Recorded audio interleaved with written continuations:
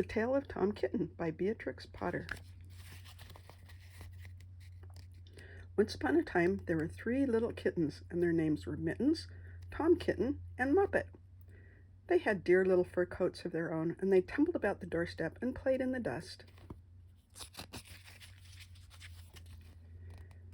But one day their mother, Mrs. Tabitha Twitchit, expected friends to tea, so she fetched the kittens indoors to wash and dress them before the fine company arrived.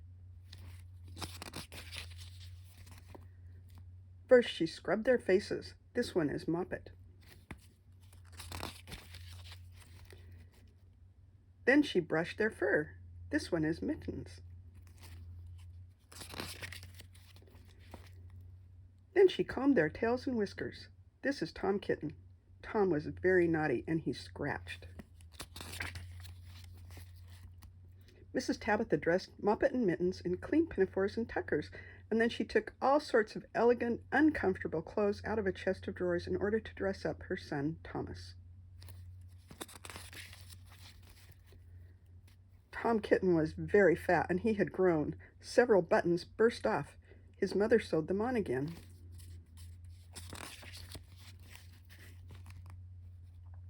When the 3 kittens were ready, Mrs. Tabitha unwisely turned them out into the garden to be out of the way while she made hot buttered toast. Now keep your frocks clean, children. You must walk on your hind legs, keep away from the dirty ash pit and from Sally Hennypenny and from the pigsty and the puddle ducks. Moppet and Mittens walked down the garden path unsteadily. Presently they trod upon their pinafores and fell on their noses. When they stood up, there were several green smears. "Let us climb up on the rockery and sit on the garden wall," said Moppet. They turned their pinafores back to front and went up with a skip and a jump. Moppet's white tucker fell down into the road.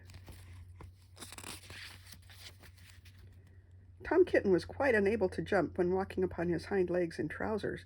He came up the rockery by degrees, breaking the ferns and shedding buttons right and left. He was all in pieces when he reached the top of the wall. Moppet and Mittens tried to pull him together. His hat fell off and the rest of his buttons burst. While they were in difficulties, there was a pit, pat, paddle, pat, and the 3 puddle ducks came along the hard high road, marching one behind the other and doing the goose step. Pit, pat, paddle, pat, pit, pat, paddle, pat. They stopped and stood in a row and stared up at the kittens. They had very small eyes and looked surprised. Then the 2 duckbirds, Rebecca and Jemima Puddle Duck, picked up the hat and tucker and put them on. Mittens laughed so that she fell off the wall. Moppet and Tom descended after her. The pinafores and all the rest of Tom's clothes came off on the way down. "Come, Mr. Drake Puddle Duck," said Moppet.